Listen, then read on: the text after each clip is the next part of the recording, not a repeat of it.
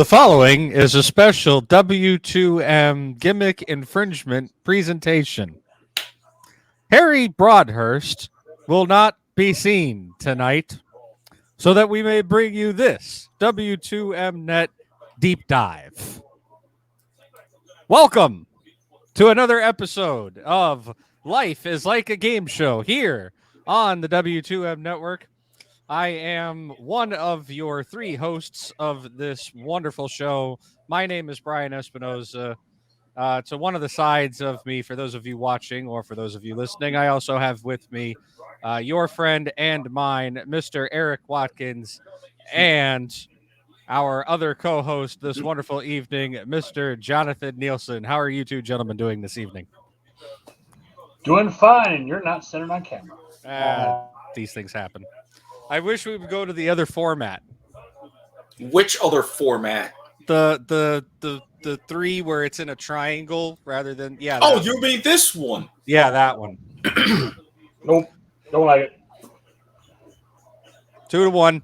I'm shocked. Because then I can actually be seen on camera. But really, there is no good position for my webcam that, in correlation to where my desk sits, that I can be seen on camera. Because of the 4-monitor layout, I have to adjust the monitors a certain way where... Hold on a second. Oh, not this again. Truce. So that I only have like one good place I can put my webcam. Otherwise, it goes like really far angled up and it looks like crap. And a lot of planning has gone into this. Okay, this is the only one good spot for the webcam. I'm sorry. No good position for your webcam, huh? Wrong section U.S. code. Speaking of U.S. code, we're going to be talking about United States code tonight as we go into the deep dive, part 2 of the game show scandals of the 1950s. Why am I pulling like heavy duty hosting duty on 2 podcasts today? Welcome to my world. Visual cue, please. Game shows in the 50s rigged, you say? I am shocked. Shocked! Well, not that shocked. So for those of you who missed us 2 weeks ago, because we did take last week to cover the, in a news desk segment, we did cover the Alec Baldwin news, which I believe we have an update on that, but we'll be getting to that a little bit later on in the show, unless we want to go into that now. I'm looking at the other 2 gentlemen here. I believe I'm going to double check on this, but I heard something about Alec Baldwin could possibly face criminal charges for manslaughter and is looking at up to 18 months. Ooh! Stop right away. I'm trying to see if I can find that again. With this show, better luck in the next round. I mean, honestly, with something like that and facing this kind of news, you'd be very surprised if he doesn't blink. All right, go ahead. Go ahead.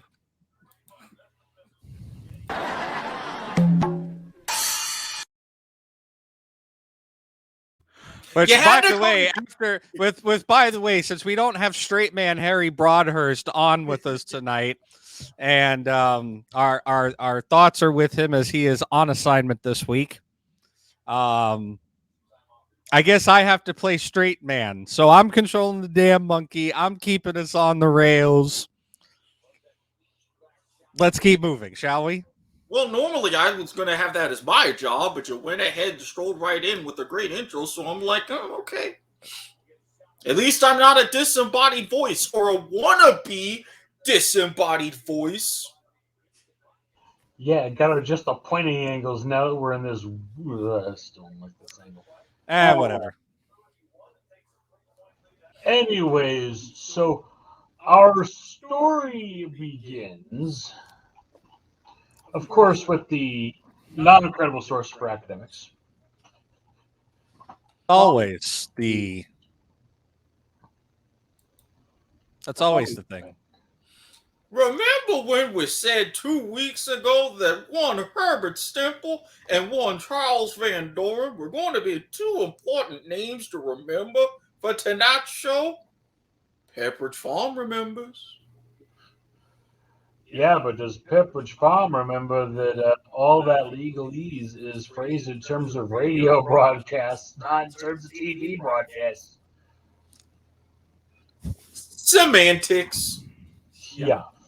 First show of Lockout Devices, 46 with Winner Take All. Thank you, Goodson Todman. Yeah, the first real issue the game shows really had to contend with was gambling.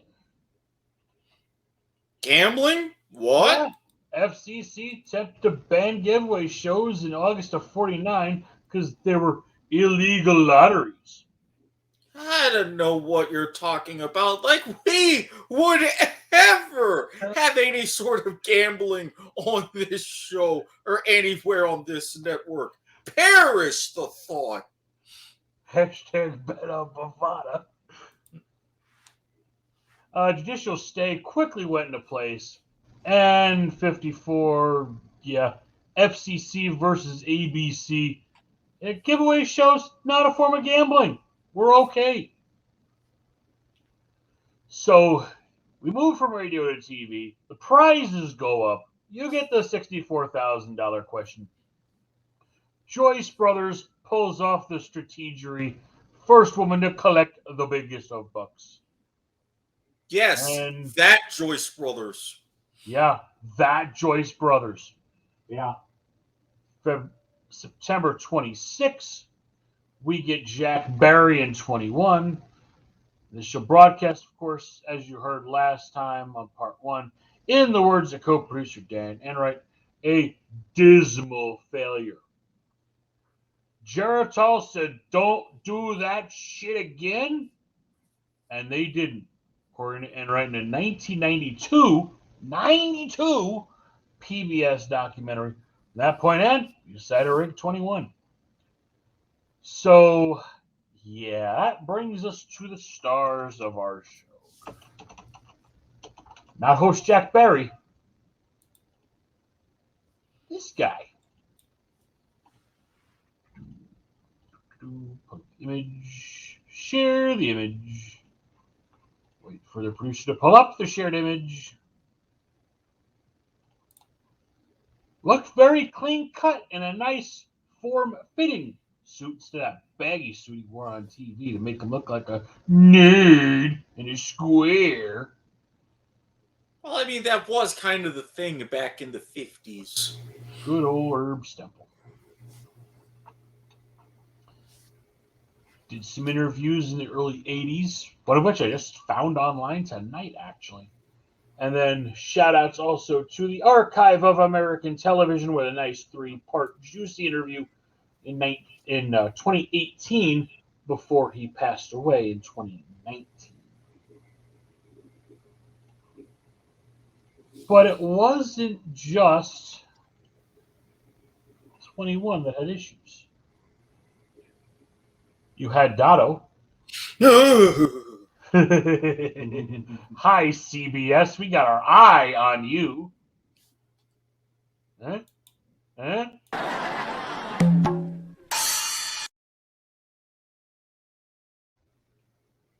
Check. Okay, so I need another one of those tonight. 9-month-long New York County, that is Manhattan, grand jury. No indictments, records were sealed, and this sumbitch went to Congress. So, yeah, late 59, you get a nice, lovely document. You share this document. Wrong document. Oh, my document, not their document. As we pull open the cover, you will see Thank you, Stanford Libraries. Hearings before a subcommittee on the Committee on Interstate and Foreign Commerce, House of Representatives, 86th Congress, first session, October 6th, 7th, 8th, 9th, 10th, and 12th, 1959, Part 1. A 1,358-page document. Yeah, And talk then you about a had deep Part 2. dive. November 2nd, 3rd, 4th, 5th, and 6th, 1959. A 552-page document. If you know somebody who's looking for a law degree and needs a case study on American media, primary source. Shout out to Google Play Store for Part 1. My librarians at the campus I teach for couldn't even pull this up. That's how you know it's extra legit.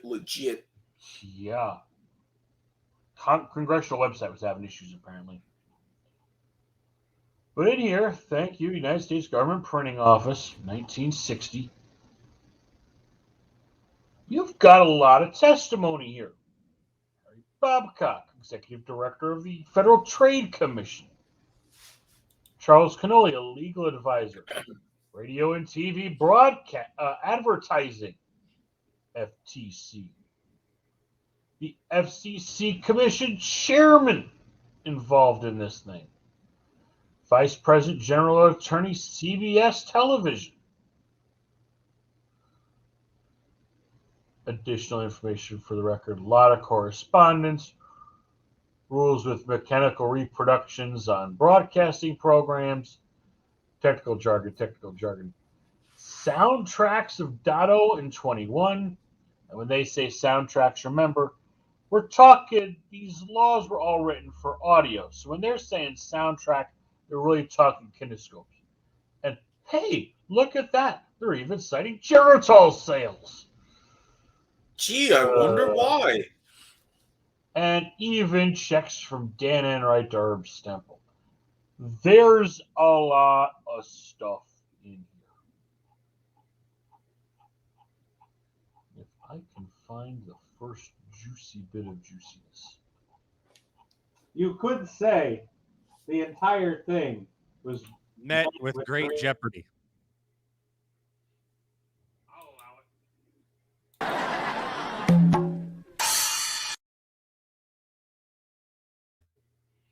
All right, I got my one. All right, I have my one. So yeah, you even got the transcript of the soundtrack that was played before Congress of the Stempel Van Doren episodes. So, you know, they did a thorough job. I mean, this is Congress. Got pages and pages of this stuff. But you are not here just to listen to somebody read from congressional records.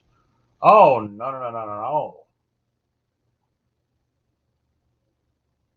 It was just 21. But it did affect a lot of careers, this whole mess. Charles Van Doren, his family background, multiple Pulitzer Prize-winning authors, highly respected professors at Columbia University in New York. Enright saw this and be like, Van Doren's the face we need.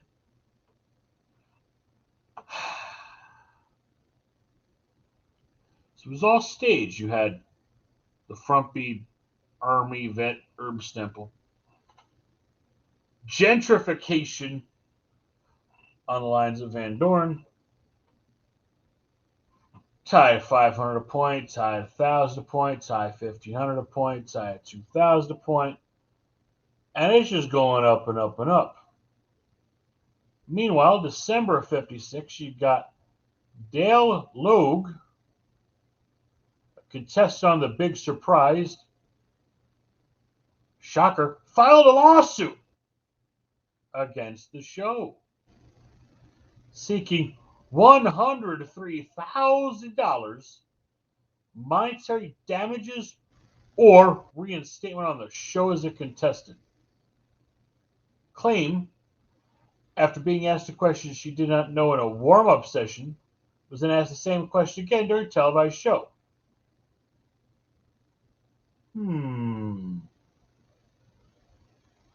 You know who sponsored this one? Don't tell me.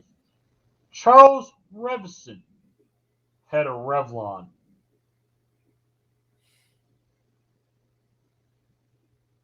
Yeah, FTC started investigating. By April 57, that show was in the can.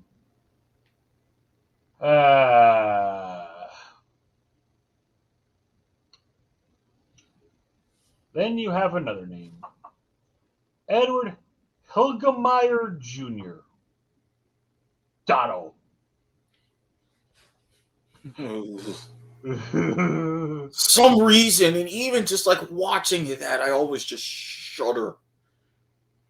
I just got to connect the dots with this one. Literally, as he found the notebook, contestant Mary Wynn was answering those very puzzles on stage at the same time. And little did she know later in Congress, they'd literally be throwing the book at Congress. Literally. Don't need a monkey for that one.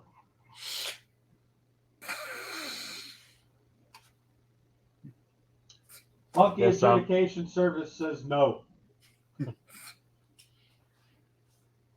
Yeah. I believe still to this day, the New York courts records are still sealed.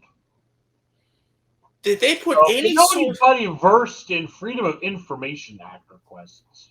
Just saying. Just saying. This is from 59. You'd be doing us a big favor. You might even get top dollar, big payoff. 2 other shows involved. Sorry, I couldn't make it work with Name That Tune. So I wanted to. That was a split vote. After all this, you got the Harris Commission investigation.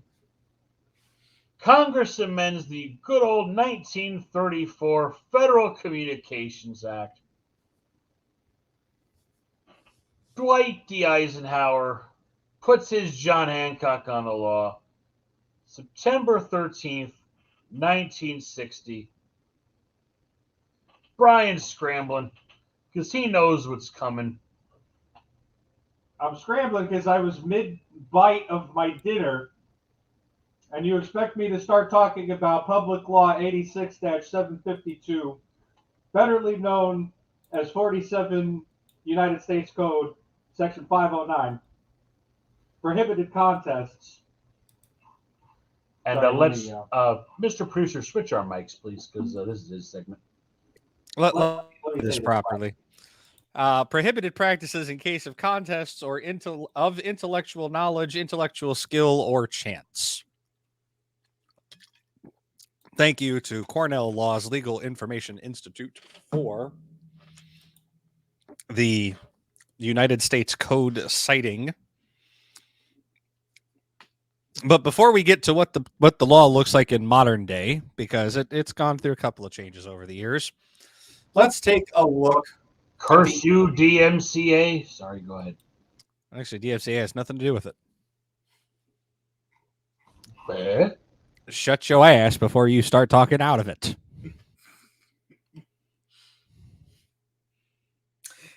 I'm partially inclined to give myself the thumbs up for a monkey on that one. You know what?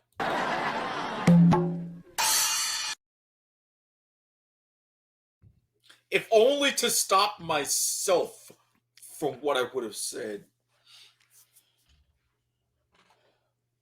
Yes.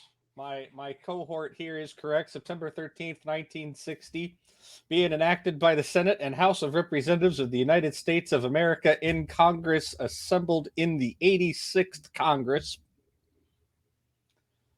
This act may be cited as the Communications Act Amendments of 1960. And generally speaking, the law has not changed as much as you think it has. It's on the very last page, by the way. As I pull up, juggling through a lot of windows here. Here we go.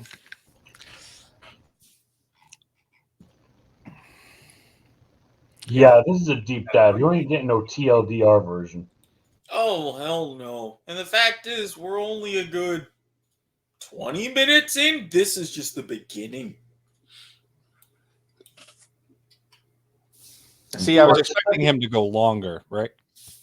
Unfortunately, we're mathematicians around here, not historians or actually, JDs or legal personnel. We just kind of personally deal with this thing and make sure we're ourselves on the up and up. For the one moment you can get a TLDR and to continue a bit more stalling, no, we're not lawyers. No, we don't play them on TV. No, we did not stay at a Holiday Inn Express last night. You get a well played. No monkey, but a well played. I'll take it. Holiday Inn Express, really? We're still on that joke? Yes, That's like a decade old. And old memes are the best memes. You let them ripen and they can get nice and dank for you.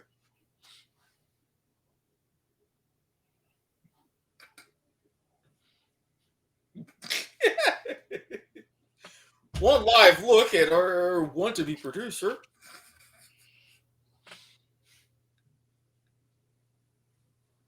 And as we continue. All right. So prohibited practices in cases of contests or of intellectual knowledge, skill, or chance. Section 9. You might want to give it some zoom, just saying. On it.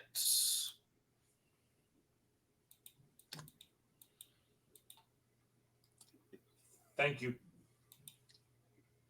Yes, it shall be unlawful for any person with intent to deceive the listening or viewing public to supply any contestant in a purportedly bona fide contest of intellectual knowledge or intellectual skill any special and secret assistance whereby the outcome of such contest will be in whole or in part prearranged or predetermined by any means of persuasion, bribery, intimidation, or otherwise to induce or cause any contestant in a purportedly bona fide contest of intellectual knowledge or skill to refrain in any manner from using or displaying his knowledge or skill in such contest whereby the outcome thereof will be in whole or in part prearranged or predetermined. To engage in any artifice or scheme for the purpose of prearranging or predetermining in whole or in part the outcome of a purportedly bona fide contest of intellectual knowledge, intellectual skill, or chance. To produce or participate in the production for broadcasting of, to broadcast or participate in the broadcasting of, to offer a licensee for broadcasting or to sponsor, that's a big thing, any radio program, knowing or having reasonable ground for believing that in connection with a purportedly bona fide contest of intellectual knowledge, intellectual skill, or chance constituting any part of such program, any person has done or is going to do any act or thing referred to in paragraph 1, 2, or 3 of this subsection. Note radio includes TV because of the time. To conspire with any other person or persons to do any act or thing prohibited by paragraph 1, 2, 3, or 4 of this subsection, if one or more of such persons do not do any act to affect the object of such conspiracy. For the purposes of this section, the term contest means any contest broadcast by a radio station in connection with which any money or any other thing of value is offered as a prize or prizes to be paid or presented by the program sponsor or by any other person or persons as announced in the course of the broadcast. The term listening or viewing public means those members of the public who, with the aid of radio receiving sets, listen to or view programs broadcast by radio stations. So, this is where we get to have a little bit of history lesson here. Oh boy. By the way, really quickly, whoever violates subsection A shall be fined not more than $10,000 or imprisoned not more than 1 year or both. Approved September 13th, 1960, and signed into law as Public Law 86-752. Can I take a moment to maybe call out a special someone of whom we also referenced before here on this podcast? Sure. Hello, Mike Richards.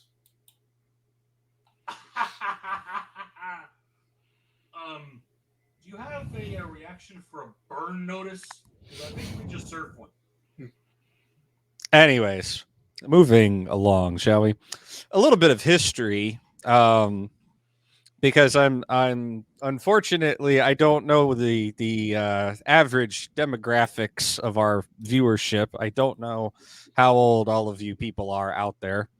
But if you are definitely, younger than, I don't know, 30, 40, somewhere in that range, you definitely don't know this. And if you're around our ages, then you may or may not know of this a little bit, mostly probably from your parents.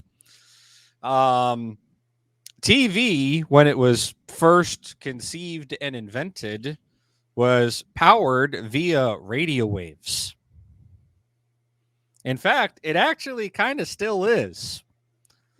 Give me a second. I can help you. Different frequencies, very high frequency, ultra high frequency. Yep. So for those who remember the old VHF and UHF sets with the two separate dials, I remember that TV. I had one of those. Yeah, so did my parents. And this is where we're at. This is that time of TV evolution, right? Like televisions put their I'll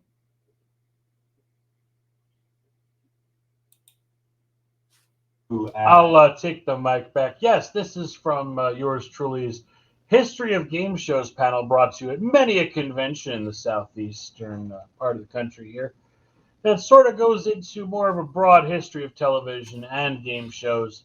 Yeah, RCA and Philco, with the electronic TVs going away from the predecessor mechanical television showcased in the 1939 World's Fair. Mechanical with the whole rotating discs with holes in them. Just look up mechanical television. This is not pertinent to our discussion here, really. Yeah, mechanical television, copyrighted and patented and all that in 28. Electronic in 35. Really hitting the mainstream in the late 30s, thanks to Alfred Dumont, of all people, as well as radio pioneers NBC and CBS. ABC did not exist at this point. You had NBC Red and NBC Blue. They had two stations. And then, oh yeah, I know all about the FCC. They busted that shit up. But if you want to know your first game shows, the UK beat us in their experimental television era. Spelling Bee in 38, 15-minute show. We had Ralph Edwards's, not Bob Barker's, Truth or Consequences, July 1st, 1941, on WNBT. It's not NBC, so this would actually become ABC, I believe, after the split. All right. We don't need this level of dive because you're. Yeah, Dumont didn't have Dumont because he didn't have radio funds. He was just a scientist. He didn't have the money to back it. Dumont folded. Now we have the big computers we know of. And then Fox came along in the 80s. Enough said. Well, not to mention the fact that again, while the I love how I'm not. We're completely off topic from what I was originally trying to describe. Now I was just going to bring us back to yes, they had TV shows in the UK. Our first broadcasted event was a baseball game, Ivy League Collegiate League. That's all I was going to say.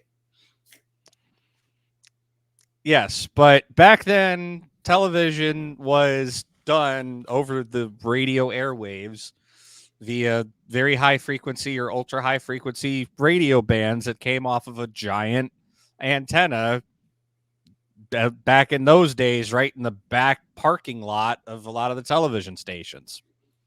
Nowadays, it's pretty similar, except now there's just antenna farms at some place in the, metropolitan market that's being served. And the radio frequencies are just on different bands these days, thanks to advances in modern communication and the FCC.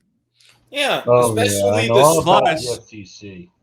Plus, with the advent of satellite technology, which was in operation as early as the 70s, for those of you who remember TBS, it's one of the very first stations that used satellite uplink technology. Not just the station, the TBS Superstation. Yes.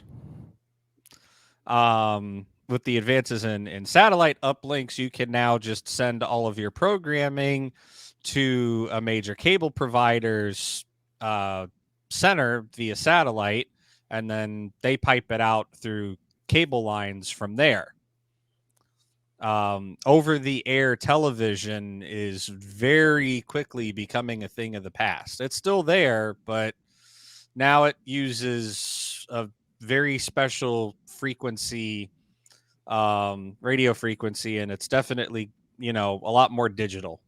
Yeah, because remember, as part of the big switch to high definition, all television stations were obliged to comply, switching their analog signals off and converting entirely to digital signals. That also gave us the advent of high definition radio. So not only do you have digital channels like for your local provider, say you have a 30.1, 30.2, etc.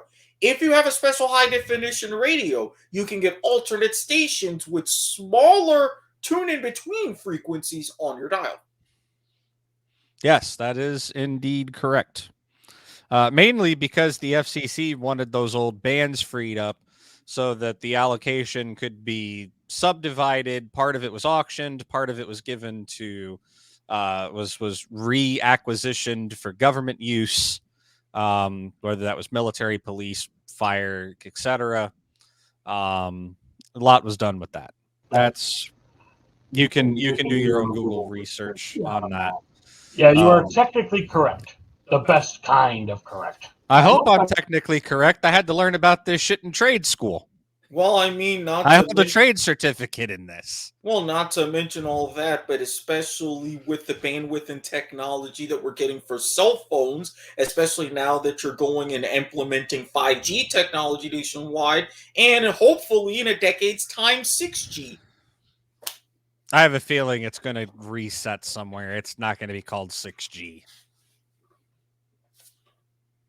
They'll reset the name to some thing or other.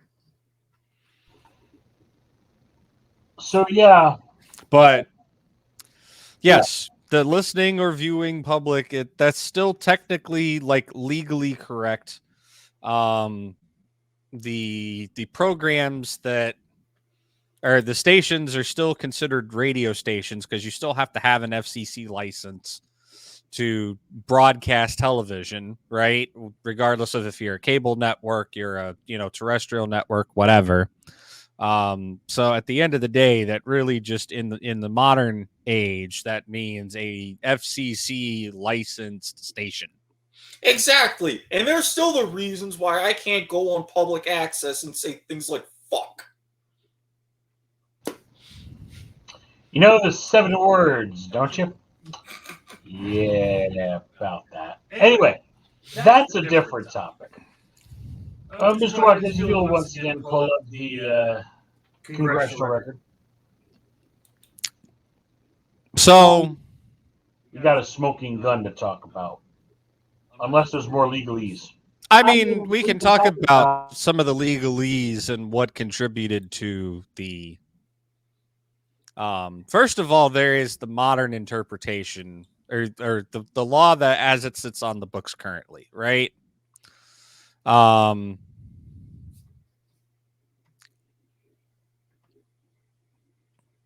Really, this has not changed too much, right?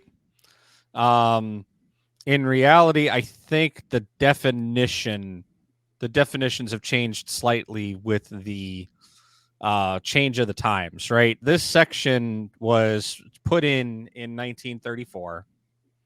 Was the original Communications Act, right?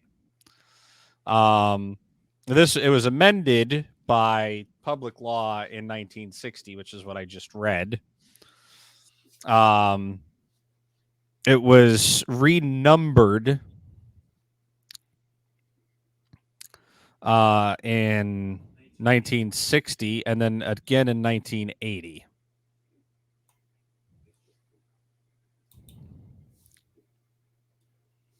But the Communications Act usually gets at least one revision a year, just as a matter of discourse, right? But generally speaking, this law is the same that it's always has been. So That's right, Mike.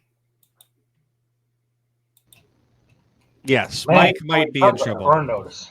But the biggest thing that I think that a lot of people don't see here, right? Like, it's like, okay, it's illegal to rig a game show, right? But I think a lot of people that overlook the fact that it was because of Geritol that it even, made it in there. Because it was Geritol that, really pushed for them to start rigging the show, right? Like, sponsors were not happy with Stempel. Sponsors want money. They want to invest and they want a return on investment. Yeah. They weren't getting a return on the investment. Geritol said, fix this shit. So guess what? They fixed that shit all right. And here's really the smoking gun that put the death knell in for 21. It was an earlier contestant, Miss James Snodgrass of, at the time, 295 8th Avenue, New York 1, New York. Yes, this was before zip codes, people. Appeared on the show as testified April 22nd, 1957. On the show 5 times over a period of 7 weeks. So what he did, summarizing literally page 61 of the testimony, was not given the answers in advance. It was expected to memorize and not immediately destroy. It was always read out to him. Always the information was given verbally, so there was no paper trail. What Snodgrass did was created said paper trail. He'd have the stuff in his head, go home, in the first case, write them out longhand, eventually on typewriter, and did what any poor man copywriter's trying to do to make sure he's got proof that he had it first. You send it by registered mail to yourself. Talk about sending a self-addressed stamped envelope somewhere.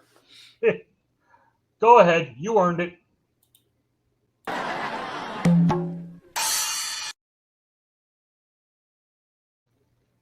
To Jay Snodgrass, 231 West 16th Street, New York, New York. And oh, looky here. Photostatic reproduction of the smoking envelope. Also stamped twice because it was referred to by that New York grand jury when the records were sealed after 9 months of trials there. Nothing ever came from that.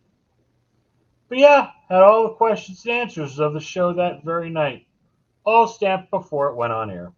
Can we make sure that we get a link to this as part of the? Because you are scrolling through really fast for anybody to. It is a Actually try fast to scroll, read it. but keep in mind, it is a 1,300-page document.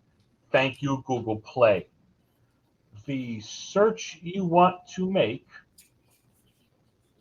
I'm sure you can also find it like online. Yep. Investigation of television quiz shows, Part 1, hearings before the United States House Committee on Interstate and Foreign Commerce, Special Committee on Legislative Oversight, 86th Congress, first session, October 6th through 10th and 12th, 1959. Thank you, Government Printing Office. And I'm just going to go through at this point and go to specific pages in this document that I have marked for items here. Oh, hey, look. I'm More going to put this envelopes. in the public chat for anybody sticking around and who wants to go ahead and grab a look. Let's see, looking for page 273. Fortunately, PDF page numbers and physical page numbers don't match. You got to be careful with that, and you got to do a little bit of a Uh-oh. extra mental math to get the difference. Yeah, they caught that one mid-page turn. 273. Here we go. 5 days of Dotto.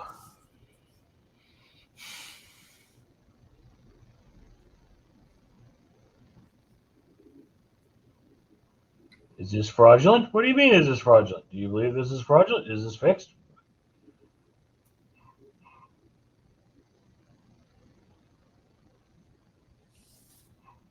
And the conversation going along those lines. Interesting person I found, and this is page 304.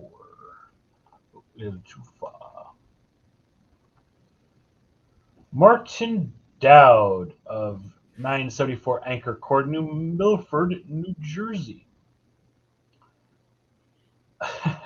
And here's some interesting congressional law for you. Chairman of the committee, citing under Rule 1126 of the Rules of the House of Representatives, paragraph M, if the committee determines that any evidence or testimony at an investigative hearing may intend to defame, degrade, or incriminate any person, it shall 1. Receive such an executive session, 2. Afford such person an opportunity to voluntarily appear as a witness, and 3. Receive and dispose of requests from such person to subpoena additional witnesses. Yeah, Mr. Dowd here contested on tic-tac-toe, had his own reputation to keep, means of supporting a family with 2 children. This stuff was taken to a very high level of importance and seriousness here. For anybody who is going around and is thinking about, trials of the century, like one of those, like even to just in the past couple of decades, Casey Anthony, OJ, the ones where you really just could tune in and not look away, this was one of the first ones of those. They refer to, in this, a Captain Michael O'Rourke, winning, $131,000 on a daytime show. Yeah, you heard that right. This video is actually on YouTube. Yeah, I was about to say, you thought 21 was bad. Oh, dear God, tic-tac-toe. Oh, tic-tac. And they're trying to bring their show back. At least in a good way. They're doing it right. Again. Yeah, with standards and practices. God. I mean, you've even got an image of the actual notebook from Dotto in these records. If you've got Harry enough time Friedman, to the sit and producer, FCC people talking. He's about the mid 400s, like page 455 to like 470 in that range. Oh, it gets juicy. It's if you don't mind a dry read of a whole ton of gossip of people talking about other people behind their backs, and it's really in front of Congress. better than the Dune books. Not the movie, but the books. Put it this way. You need more than just wine for that read. Yeah. You thought romance novels got all that drama. This takes the cake. But in terms of summing up some of the major names and what happened to them since their affiliations with these fixed shows, Charles Van Doren, he became a regular after his winnings on NBC's The Today Show. I think he had a book review segment, if I remember correctly. I He was a believe it regular was a part of the show like review. every Monday or something. But after when this all came to light, he had to resign a professorship at Columbia. Goodbye, academia. See, It, don't plagiarize either. What was happen to you? it always comes back to Columbia, doesn't it? Yeah, but it's okay. Took a job as an editor at the Encyclopedia Britannica, putting all that legit trivia knowledge to use. Funny! The Encyclopedia Britannica, you say? And retired at 82. Were they not the ones who were always plugged during the original run of this series when it came to accuracy and veracity of difficulty, citing of sources, etc., etc.? Who was the source writing all this stuff? Van Doren, probably. Oh boy. But yeah, refused requests for interviews for over 3 decades. This guy was as quiet as CBS was about a certain 80s show where they had to cough up over 100 grand. More on that on a future episode. But yeah, 1 hour documentary on PBS, The Quiz Show Scandal. He didn't want to produce in that. Turned down an offer of $100,000 legit money to be a consultant on a 1994 movie. Brian, you know this movie. You're a fan of this movie. Eric, we might have requested this movie to be reviewed by another team here on the W2M network. Good old quiz show. Just like TBS was a super station, there may be a super show in the works. Stay tuned.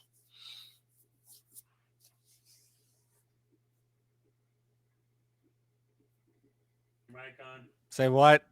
Mic's on. Somebody said something. Quiz show. Yes, quiz show. Movie. I'm sorry. I'm trying to look this up, right? And this shit is so old. How Oh, old is is it? it? It's not even available online through the government. It's not on the National Archives. It's not in the government printing office. It's not in It's not in Congress.gov's congressional records. I know. I had to go to Google Play to pull apart one of the records. I can't even pull it up through whatever Google Play. I found the Cal Berkeley site. I can't even find the link to open the thing. Yeah, I don't have Berkeley creds, sadly. Check that URL in our private chat channel. Like, I'm pretty good at finding stuff published by the government for reasons that you guys may or may not be personally intimately familiar with.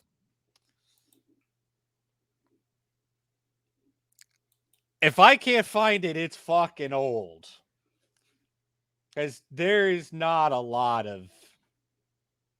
Yeah.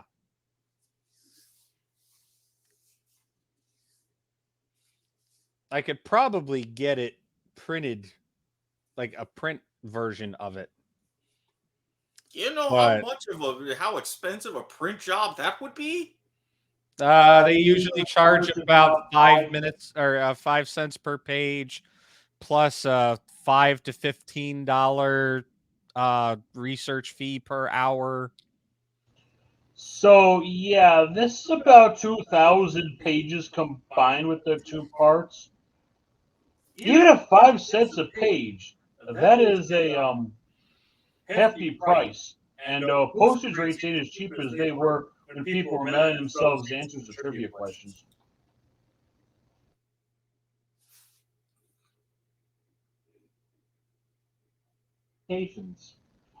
Which apparently only goes Back back to like the early 70s.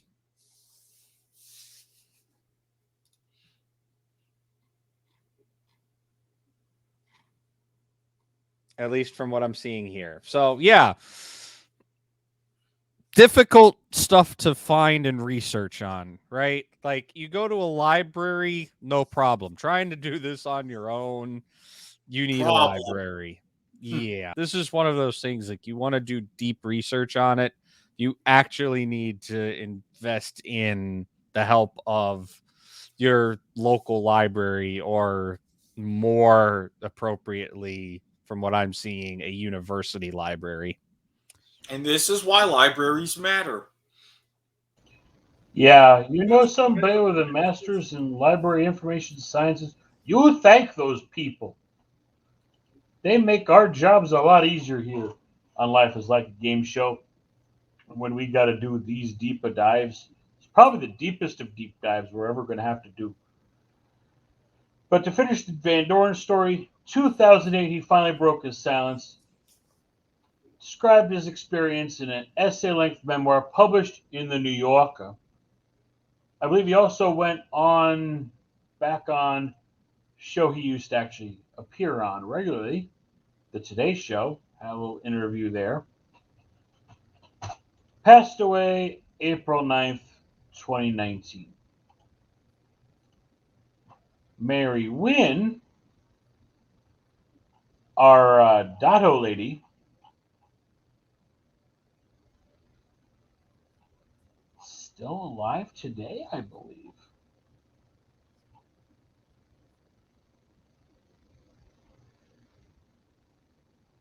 Yeah.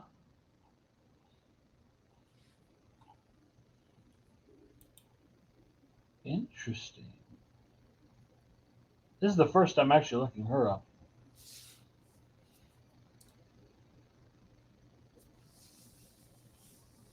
Got a writing career after this. Oh, wow. Okay. I found a paperback version of part 2 for $6 on Amazon. Damn it, Jeff. Paperback of part 2 for $6. Damn it, Jeff Bezos is strike again. Yeah. Teddy Nadler, Mr. $264,000 haul on the $64,000 questions, the 2-decade winnings record, had to resort to applying for a temporary job with the U.S. Census Bureau when his prize money started running out. He failed the civil service exam. How do you have that much money and it starts running out back in those days? He probably got really flashy with his cash. Had to run it with the robot mafia and the Don bot. The clamps! The clamps!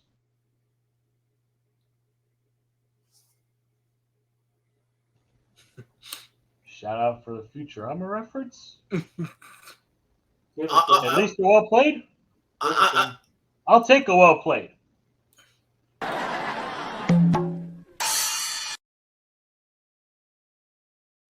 Again, we here at the Monkey Adjudication Service require both members for uniformity on all decisions.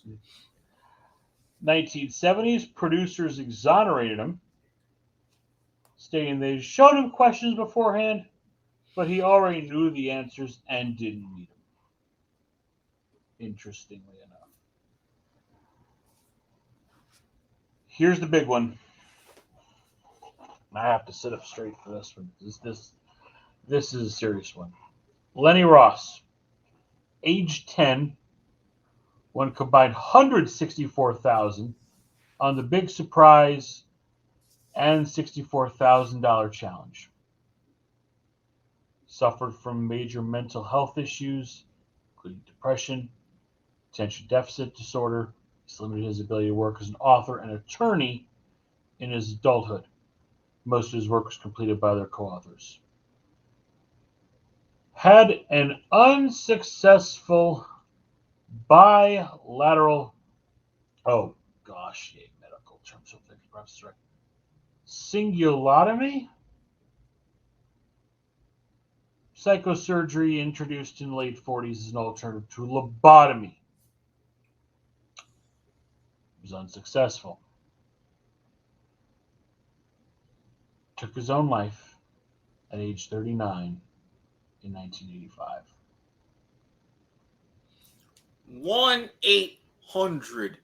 1-800-273-8255.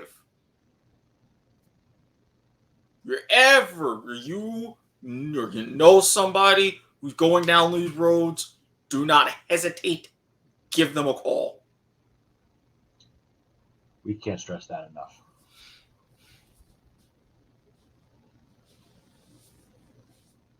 So there's what happened to some of the major well-known contestants. What about all those people behind the scenes, the hosts, the producers? Jack Barry, blackballed till 69. Dan Enright fled to Canada.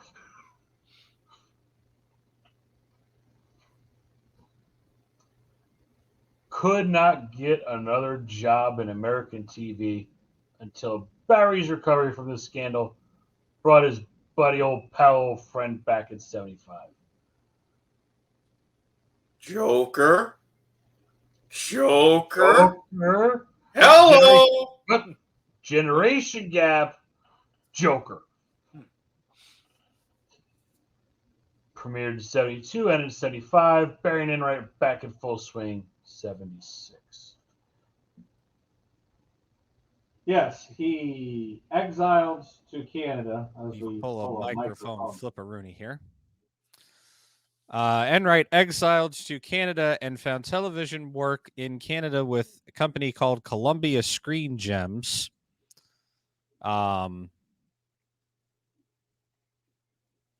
Barry couldn't find any TV work and worked as the executive vice president for the Fragrance Process Company, a Manhattan-based chemical firm that manufactured scented palettes used for packaging products. He had purchased stock in the company as an investment earlier in the 50s while he was working in TV. When the TV jobs dried up due to the scandals, the company offered him a full-time position. Ooh, excuse me. Barry actually almost made a very quick return to television. In the spring of 61, he hosted a local series called Kidding Around for WNTA-TV, now more commonly known as the iconic WNET. In New That's York. basically a PBS alternative in the New York area, if I recall correctly from my Not PBS alternative, like PBS affiliate. Yeah. Yeah. One of like Channel 13. And please take your mic back. It's one of the very few PBS owned and operated stations, not like a, franchisee type thing. They have a very big production facility there. Yeah, I mean, New York, Philadelphia, DC, those are WGBH, yeah. Boston, yeah. Yep. The show was effectively almost a carbon copy of Juvenile Jury. It was canceled after 6 weeks because Barry contracted mono. Yes, that mononucleosis. And can't catch a break. Well, I mean, can't catch a break. No, he caught a break. He caught the wrong. No, he caught a break. He caught the wrong break. I mean, I've got so many questions. I don't know. on I that, see but one vote that, for a monkey. I see one vote for a monkey. Well, before I ask my questions,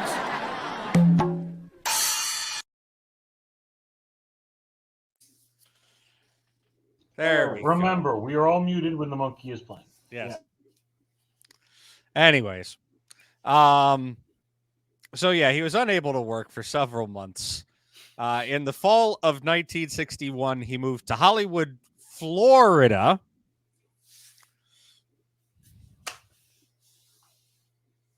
No monkey. That's actually legit. I was face palms, not monkeys. I know, but I'm just saying. Like, I know it's monkey plausible, but no, actually legit. No, not even monkey plausible. You don't. What is it with people in game show infamy finding their way to Florida? What is it with people in infamy in general finding their way to Florida? I'm not making any comment about a particular person named Michael Larson. I mean, did I say that out loud? Yeah, spoilers. Spoilers. Anyways, he moved to Hollywood where him and Enright still owned a small AM radio station. More on that in a moment. WGMA, now WLQY, which they both purchased in 57. Barry ran the station for 9 months and used it as a base of operations for a new production company to make game shows.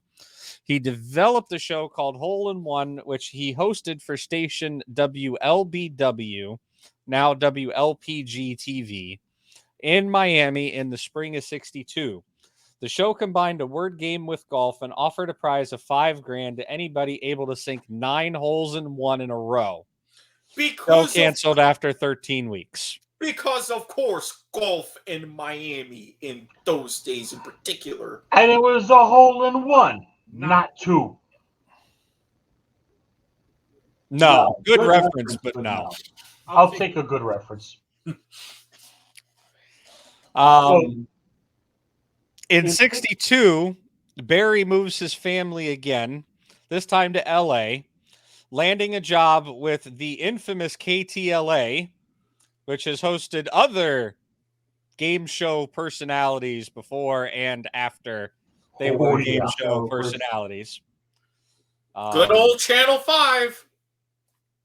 First, he hosted an updated version of Kidding Around, the show that he hosted the previous year in New York before he got mono.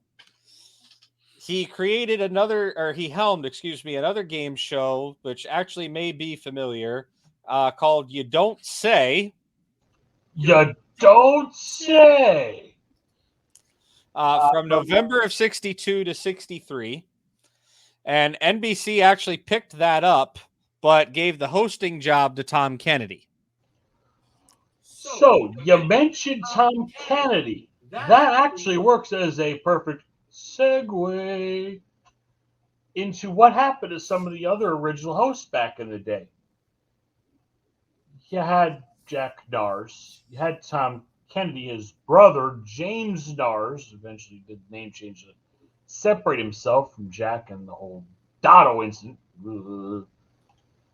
And this guy you might have heard on some shows, host of the $64,000 question, Hal March.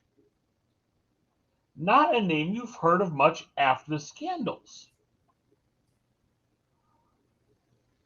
Passed away January 19th, 1970, only at the age of 49.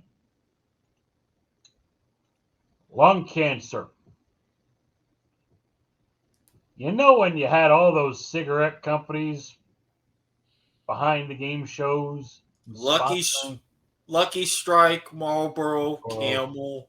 Yep, that was it. But, you know, his career after the scandals was finally taking a turn for the better in July 69. Hosting the game show It's Your Bet, and complained of exhaustion after 13 weeks of taping. The show did continue to 73, Dick Gautier, Tom Kennedy, Lyle Wagner as the takeover team. And it was an all right show. It was nothing huge. Jack Nars, he kept going.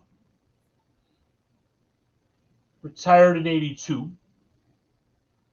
Passed away after 2 massive strokes in October of 08. Sonny Fox went on to Sunday morning TV's Learn and Laugh Marathon Wonderama on Fox. Fox later stated his unintentional predilection for asking the answers was factored in his decision only to rarely host game shows after the scandals. Yeah, and then he went on to newscasting. Tom Kennedy, we lost very recently in 2020. That man hosted many an underrated show. Agreed. Body language is... Some of which featured in our breakdown of the brackets. Some of which did, and again, body language still one of my favorites. Well played there. Yeah. So we covered the FCC versus ABC in 54. Went through all the congressional stuff of 59. Talked about what's happened to some of the people since. So, how are things done on game shows nowadays? Especially without the likes of Geritol butting in, which, well, we didn't talk too much about what happened to them afterwards. Massive fines is all I have to say. Yet if you were to go on Amazon right now, Bezos, you could still find Geritol products to today. A lot of pharmaceutical mergers over time since then, but the Geritol product name's still out there. So, Mr. Legal Expert, standards and practices. Hold on, I'm just double checking some research here because I'm trying to. All right. Well, you look that up. Mr. Producer, standards and practices.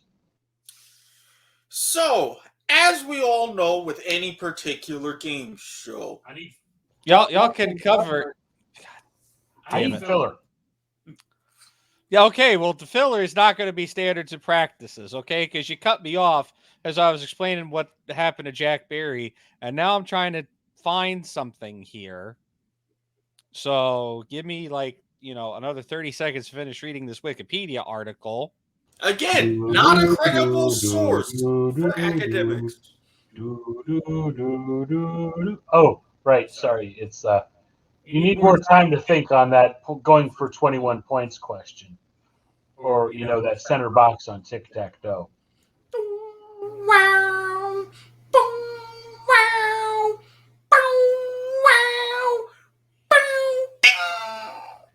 Wow. That's the cue they used in the 70s, but I'll take it. You get a well played. That's the one that stuck in my head the most with that center box. Yeah. I couldn't replicate the 21 theme if I tried. No. But it's also interesting when you read the congressional side of things in terms of tic-tac-toe. And somebody went off the script because they forgot their script. Whoops. The board's the randomizer of categories kind of went in a awkward position. More on things that were quote-unquote randomized when we talk about price or luck eventually. 212 194. What now? Yeah, exactly. Patterns. Patterns everywhere. The patterns that we see. Mathematicians, we're the best at recognizing patterns out there. Sorry. That's kind of what we do. So, Brian, have we stalled enough? Yeah, so take the mic. So Jack Barry, right? He goes on to host quite a few local access game shows during his blacklisting from Hollywood, right?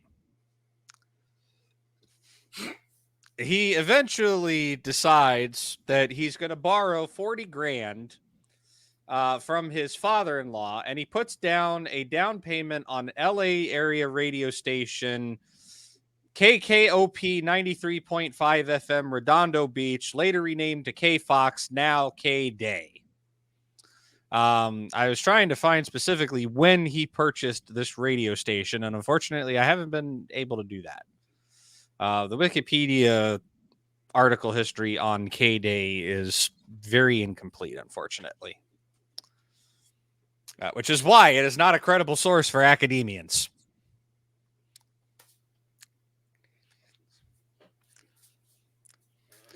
In later interviews in the mid 1980s, he goes on and he goes and does some interview with TV Guide. And he says, you know what? The only reason why I bought this radio station is because the FCC has to give me a license to own it. And if the FCC is willing to grant me a license, it's prima facie proof that my reputation is no longer tainted. Right? I mean, he doesn't say that in those words, but that's effectively what he was trying to convey there. If they're going to let me back, make sure it's like, basically, hey, are you going to let me back? You going to give me a license? Hey, we gave him hey, I got a license. They're going to let me back. All right. We're back, baby. Let's do this. And he tried to break the bank. Well, break the bank. Well, slowly he began to get phone calls. You know, can you fill in as a guest host here and there? And of course. And then in December of 1968, he embarked on the idea that would launch a national comeback and became the most successful game show project of his career. And now we get to do it properly, right? Joker. Hello. Yep. For those of you audio, Hal rubbing the lucky suit. He developed and produced two pilots for The Joker's Wild, both emceed by Alan Ludden. CBS holds off on picking it up at first. In 1969, Barry becomes a host for ABC's The Generation Gap. And then in 1969, he enters into a limited association with Goodson Todman Productions to collaborate on new game show creations, but the partnership was short-lived. It's like Sith and Jedi working together. No! Two sides of wrong as a concept. Two sides of the same coin. In 1970, a two-headed coin. Go ahead. Produces a pilot with a similar concept to Joker called The Honeymoon Game, hosted by Jim McCrell. That doesn't work. It doesn't sell to anybody. So he reworks the format some more and launches a local version of The Joker's Wild on KTLA while selling a game show called The Reel, as in Casino Reel. REEL.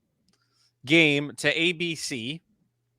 Barry hosted that show, pitting three contestants and answering questions centered around vintage newsreel footage for cash prizes and the chance for a new car, which no contestants won during the run. The series runs weekly in prime time for 16 weeks. The Joker's Wild makes its national debut on CBS in 1972. I wonder why that year is important. 72 was a great year for game shows as opposed to 1990. Go ahead. Especially on CBS. Yeah, would you like to? It debuted on the same day as two other CBS game shows. Can you name them? Oh, did it debut on September 4th of that year by any chance? I'm not going to confirm or deny. Have we covered one of these shows in a deep dive on its 50th anniversary And was the price right? Name the yes. Name the other one.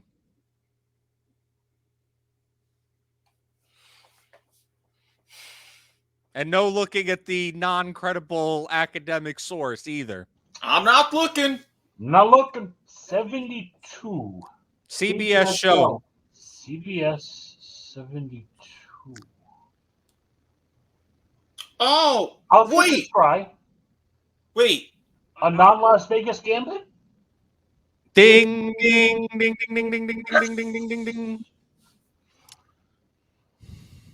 You know, when we have these kind of remember these moments, we have like a friendly wager or something. Yeah, I'm already trying to collect a better wager from another podcast on here, so stay tuned to that one. Man upstairs over there on the left. Yes. I'm going to ask for a favor since I got that one fast. All right. Shoot. For our Twitter poll for next week's game show, a no veto on my choice for the poll.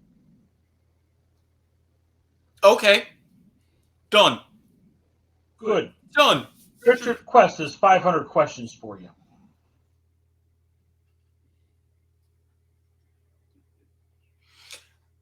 You heard it here first, folks. Look for that Okay. Twitter poll after our episode is concluded. But yes, the Joker's Wild will debut on September 4th, 1972, the same day as The Price is Right and Gambit, with Barry, not Harry. Sorry, Harry, we miss you. Harry Feel Bronner better soon. will not be seen tonight. So you bring you this stolen gimmick.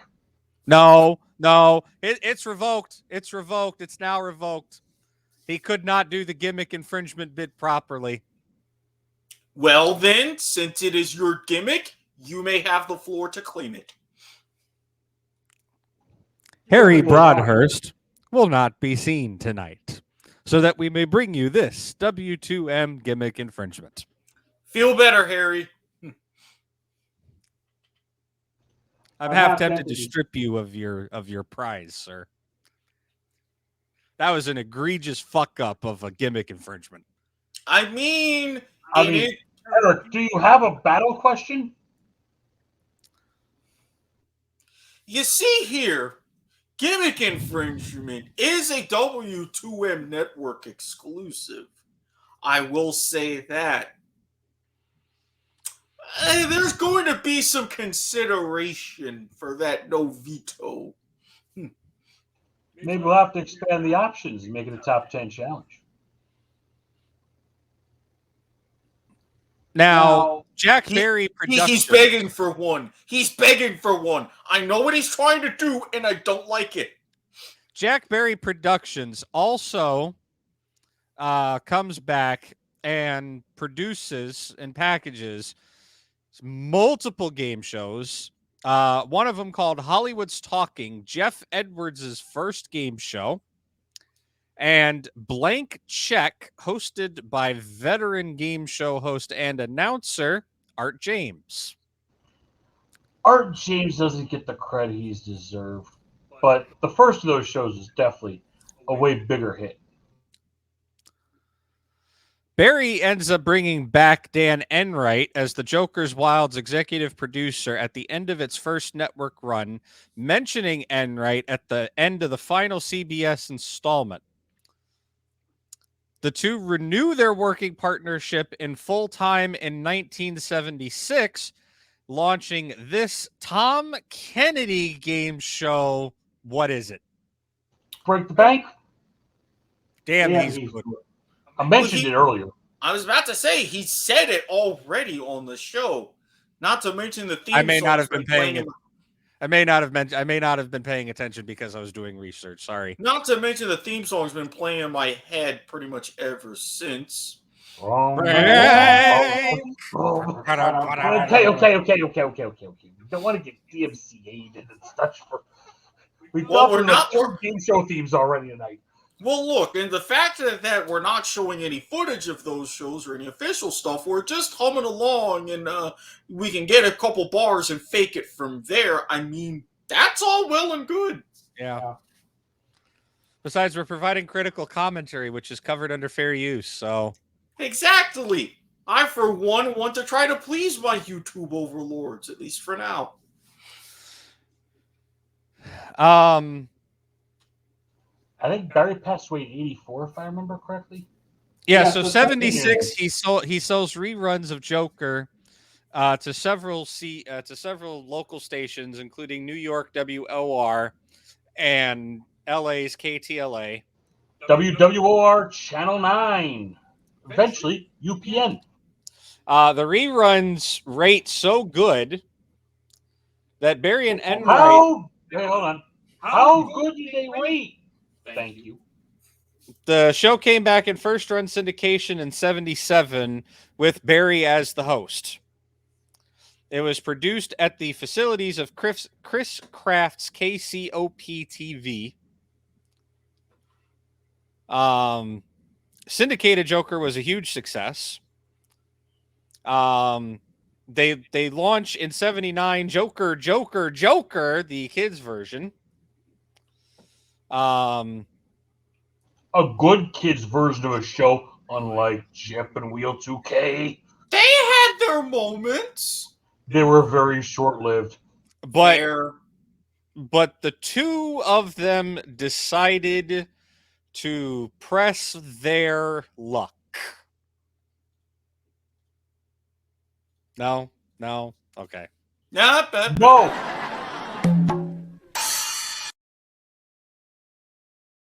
Thank you. No. I was waiting for you to say those words. Cue the visual reference. You can't talk scandals without talking about this guy. Oh no, I'm not to Michael Larson quite yet, but we're getting there. All right, put the TV Land myths and legends away for a while. Thank you. Yeah. The duo did decide to press their luck and gambled on reviving a show whose reputation was somewhat damaged by the scandals. Tic Tac Doe.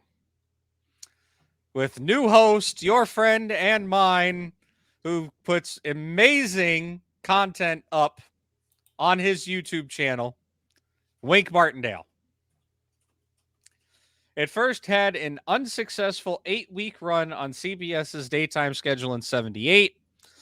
They decided to do a syndication run that debuted in late of 78 and was very successful and ran for 8 years with Martindale, and in its final year, Jim Caldwell as host.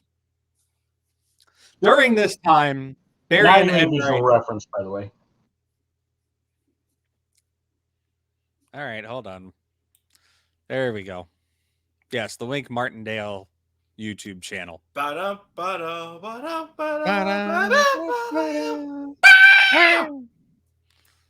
Yes. Top secret. Barry and Enright would get back together and really go at it in the 80s, where game shows honestly had their best revival and best years since the scandals. That was their second golden age. Yeah. We can all agree. That was their golden age. And in the second golden age of game shows, they produced and developed such wonderful games like Bullseye, Play the Percentages, Hot Potato, and Hollywood Connection. So you had a great Jim Lang show with Bullseye. The 10 spins of Bonus Island. I can still see that clip in my head to this day. The second one I don't remember. Hot Potato? Hot Potato was Bill Cullen. The last show of the great legend Bill Cullen. That is a well-undeserved show. That deserves a deep dive. I'm staying with 500 questions. But yeah. They had some good powerhouses going till 85.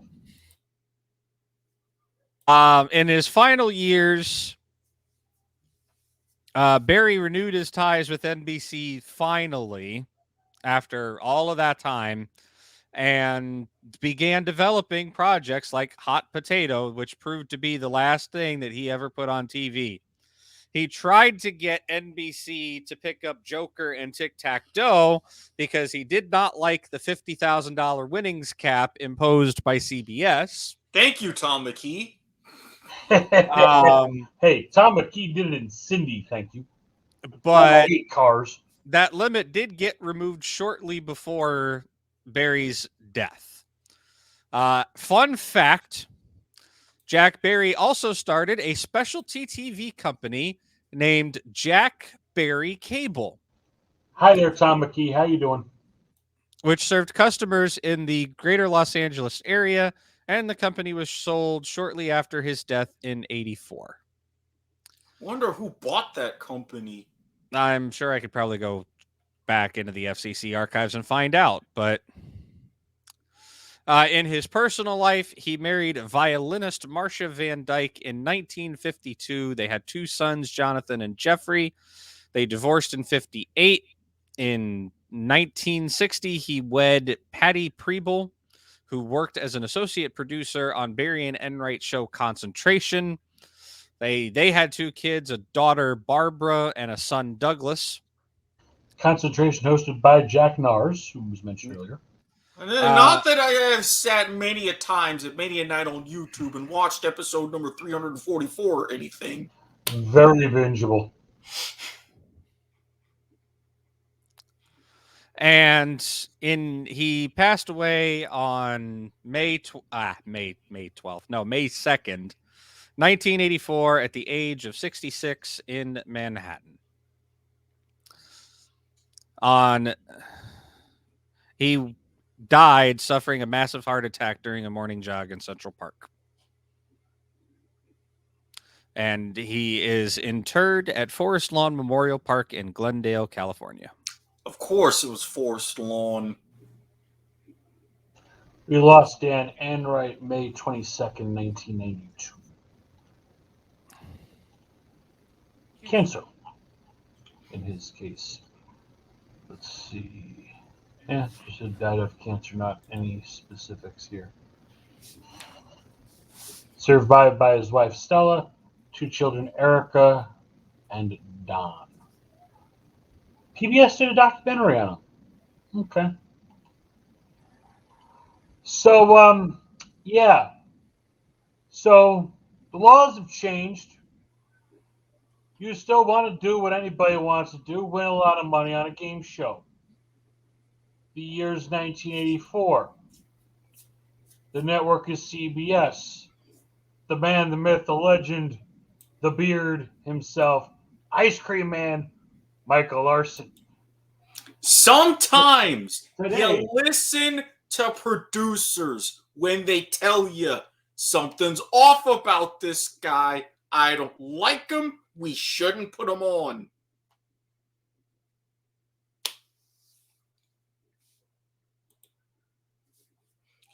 Microphone. There we go. Or do we not? There we go. I did not mute myself that time. I wasn't pointing directly to you. You just happened to be underneath. Yeah. Okay. Again, I'll try that for the 3rd time now. Today, these 3 players are after big bucks, but they'll have to avoid the whammy as they play the most exciting game of their lives. Live from Television City in Hollywood, it's time to press your luck. And here he is, the man that scammed $110,237 out of CBS, Michael Larson. And if you want to know the details, watch out for when we do press your luck on the Deep Dive series. Be prepared. You thought this was long. You thought this 2-parter was long, but no. You thought Price is Right was long. No. That's going to be another show I think that's probably like, I'm trying to think off the top of my head.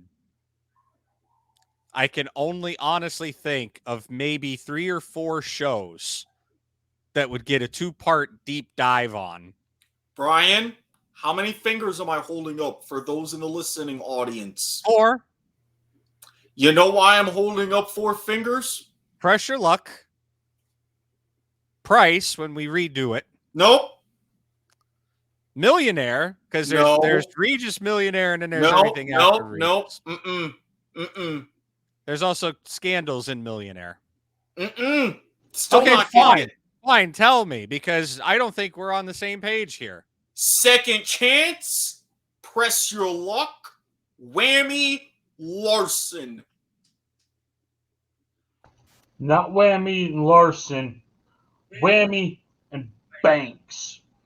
You're going Jim Peck, Mike, Peter Tamarkin, Todd Newton. Are we really going to... Banks. Hold on. Are we really going to deep dive this enough that we're going to do a 6-part series on this show? How many fingers did you see me holding up? Can you not count? Yeah, but you missed 2.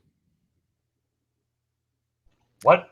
If we're really going to go that deep dive, Second Chance, Pressure Luck, Michael Larson, Whammy, Elizabeth Banks, Ricky Lake. Nope. Game Show Marathon is its own individual deep dive. Which may be multi-part in itself, so crossover of dives. Yes. Like multiple dives in the same pool. But honestly, if we can get to a 5-week month, that's going to be devoted. Stay tuned in advance. Check your fucking calendars. The month of December 2021 looks like a 5-week month. Speaking of double dips, Merry Christmas, everybody. I'm okay with tackling Pressure Luck next month. You want to talk about people cheating on game shows? There's this fucker. Major fraud. Oh, that'll be part of the deep dive of the Millionaire episode. We gotta mention Charles Ingram. Millionaire is going to at least be a 2-part episode. Internationally, we have to. Oh, yeah. UK, where it all began. Yep. Major fraud himself. And here across the pond in the US. Yeah, Charles. I was thinking UK and then the Regis adaptation, and then the second part is everything modern. Well, because I'm sorry, I don't really count anything past Vieira. Maybe, but again, something like that. And even then, I still have a hard time accepting Vieira as a host, but she did not bastardize that show nearly as badly as some of her predecessors or antecessors did. Successors, antecessors, whatever. Well, I mean, not to mention... It's still technically correct English. Well, he may be the best kind of correct, but I am giving a shout out to Meredith Vieira for 25 words or less. Yes, but Vieira has, I don't want to say recovered her career, but for lack of a better term. Well, and not to mention the fact that, especially for the UK episode, damn it, I can already hear the jokes from Harry now. Broadhurst, if you're listening, remember, I can still read lips. Speaking of Broadhurst and people watching, any comments from the Peanut Gallery this evening? Peanut Gallery has been unfortunately mighty quiet. And I think really there's only one thing left to show. That's enough after watching this. Waiting for Eric's obligatory cringe because he knows what show this is. Dotto. That was almost a double cringe. Yeah. Nice overexposed footage you can't hardly see anything of. I mean, seriously, I get the technology for the day, but still. Kinescopes, man. If people could take time and... Okay. You know how kinescopes were made? Okay. Time to go back into the history machine one last time. How did you record TV back before a VCR? Film. You got a lot of film. Sports people know about having a lot of film. Well, of course. I mean, I saw a beautifully colorized version of Super Bowl IV that exists on YouTube. It's actually like the game was being played in real time. They did it so well. So you have a TV camera, right? That's a lot of machine learning. It's set in the feed, and we have a TV screen where it's playing. And you have a film camera pointed at the TV screen. And you're translating essentially to film. That's what a kinescope is. And they're horrible. They're freaking horrible. But they're all we had. And if you wonder why so little footage exists after that, tape was expensive because of the silver content. So a lot of shows from the 60s and 70s where they got actual tape recordings, you taped it in New York, you shipped it out to California, it got re-aired, it got wiped, the empty got sent back to New York for the next show to come over. So those who archive shows from that era, we salute you. And while we're saluting people that do things right, shame to those who do things wrong. Mike Richards, we're looking at you, motherfucker. Oh, nope. I got one thing to do this right. We're speaking shame. Oh, right. Wait. Dick of the week? Wait. We lost him. Hold on. We lost him. It feels weird. While we lost him. We didn't do this to you, Mike Richards. You did this to yourself. The brown paper bag of shame that I have not seen since you last ran a fantasy football league. Yeah, and I had to do the goddamn commentary every right. week. Wow. You For said it. those of you who are not queued me close up personal perfectly. friends, that's a throwback. You queued me up perfectly for it. Well played to you, sir. So I believe we can really say life is like a game show. And of course, make sure you have your cheaters spayed and neutered. There's our reference for the night. So, I think it's time we close this out at long last. We're missing one thing that we kind of deferred on that we didn't really swing back around to. Well, let's close up that gaping plot hole. I nearly set myself up again. I was gonna say you would know all about gaping holes, now wouldn't you? I mean, that's the U.S. code. Let's take a few minutes because I think we're still doing okay on our time budget. Let's talk about standards and practices, shall we? Because we started to kind of cover it, but we never really went into it, right? So let's peel back the curtain on backstage. So something that was that effectively became a requirement of game shows after 47 USC 509 gets passed is these game shows are now sitting here like, oh shit, there's a law on the books. We can't do this stuff. It can't look like we're doing this stuff. So how do we make sure that it doesn't look like we're doing this stuff? And somebody, I unfortunately, I need to do more research into this. I don't know who specifically, but one of the networks, I'm checking to see if I can find it right now.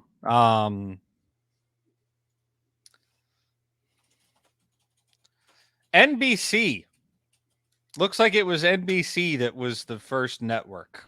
Makes sense. They would do.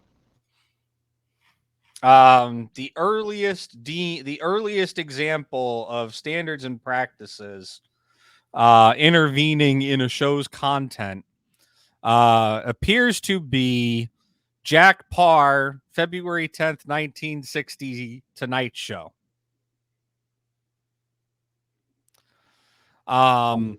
He was joke censored. Yes. Yeah.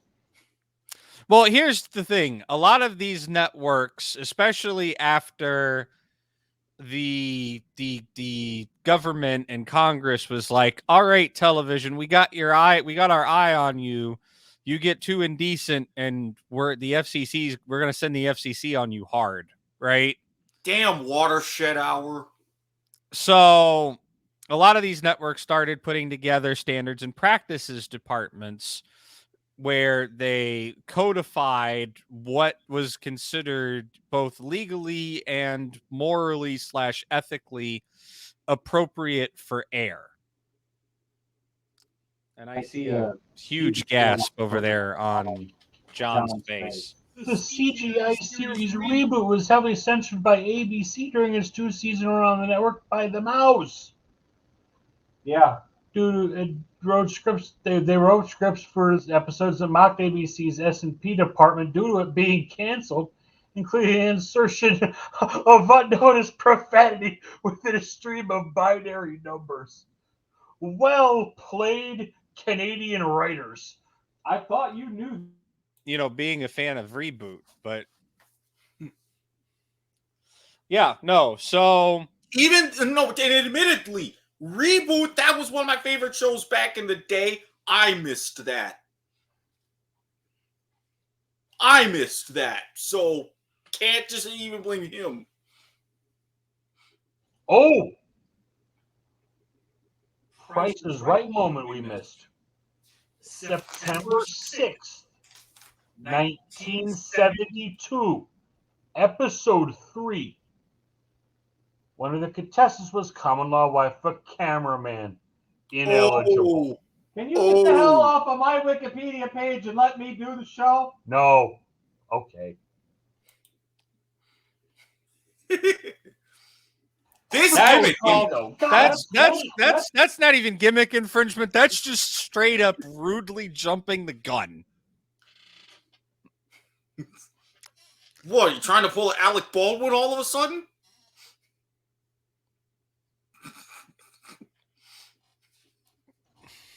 Too soon.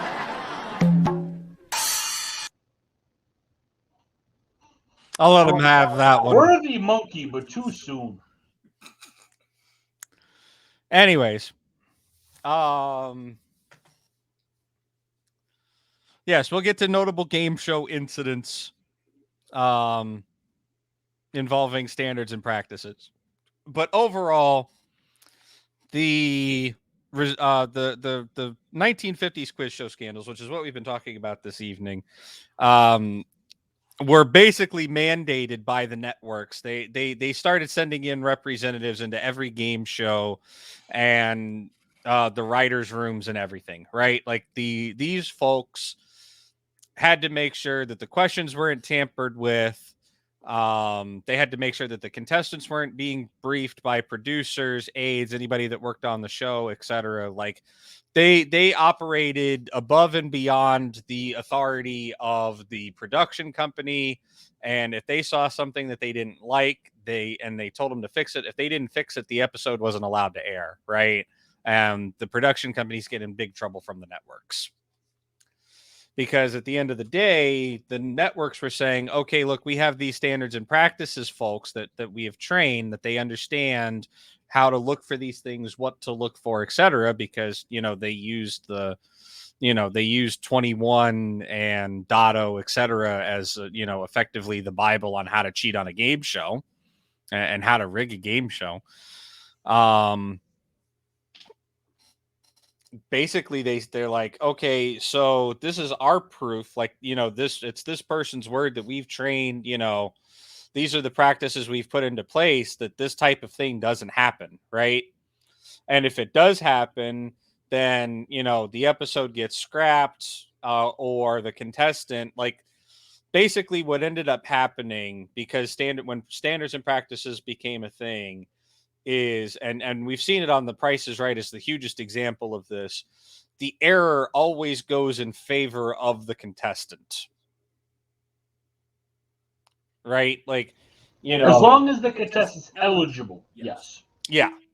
Like if there's an eligibility problem, like a contestant lied about their eligibility, yeah, no, they're forfeiting all of their prizes. A disclosure statement, I think, has to be sent to the FCC or some bullshit. Like there's government ass covering paperwork that has to be done.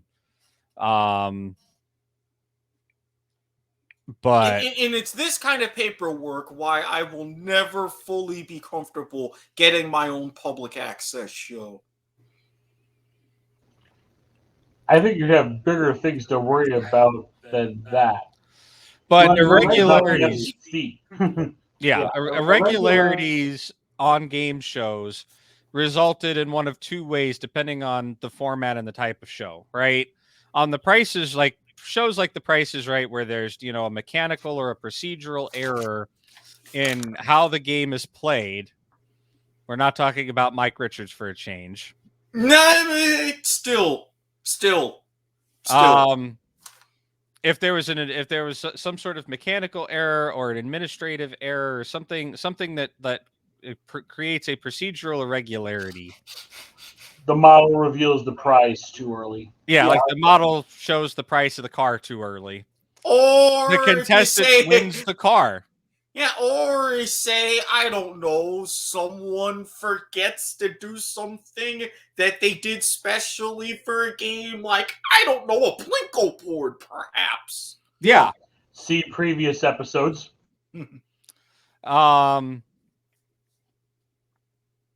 Yeah, no, if things like that happen, the contestant keeps they get the highest prize that they would have earned, right?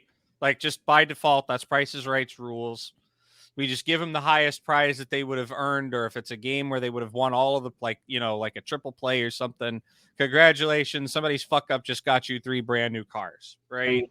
Now, there's third case. Now there are other. I know, I'm getting to it. There are other, shows like, say, Jeopardy, for example, or A Wheel of Fortune, or, you're more like trivia question answer type shows, right? Question and answer type shows, where if a question was read incorrectly, the rules were not explained properly, something along those lines occurred. And this actually, the contestant gives an answer that is correct, but is ruled incorrect. There's a couple of major examples of that one. Yeah, I can think of one. Password Plus, Harry, is it Harry? And there was actually a similar incident while the question was not ruled incorrect. I'm gonna kill him, viewer. I'm gonna kill him. Well, before you kill him, gun. He is jumping my gun again because I was getting to suffering succotash. I was giving you a setup. Before you kill him, and I get you the setup to cool you down, tying everything back together. Joker's Wild, the first ever $1 million tournament, the $250,000 final. If you look at that episode, there was a very specific question. The answer was the name of an author. There was a major correction made pretty much like on the spot because there would have been an irregularity, but it was corrected right then and there. She, not she-he or she-hin. Go back. I believe that episode is still on YouTube. Joker, $1 million tournament, final. Of course, it had to be Joker of all shows. Naturally, they were the first ones to ever do $1 million tournament. So again, of course, had to be a Jack Barry show. Full circle. All right. So notable. Price is Right has a lot of them, right? The biggest thing that you will see on Price is Right, even today, that is a direct result of standards and practices, is on every episode, and I think they that you will see anything involving Seattle Sounders MLS team. Yep, I know why. Continue. Drew Carey owns part owner of the Seattle Sounders. But yes, he is a part owner of the Seattle Sounders.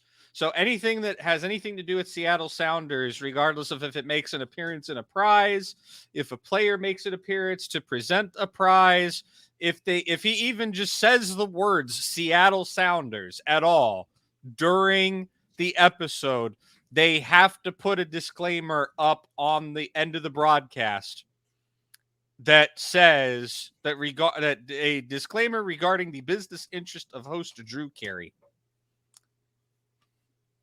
And if it's a prize, they have to say that, the announcer has to say that during the prize read.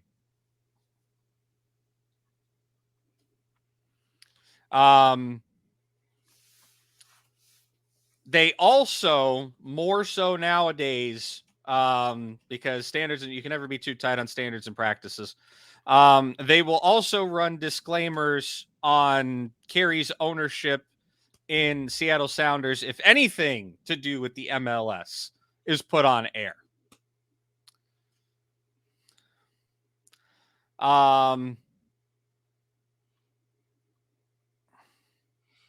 Yeah, There have been a few times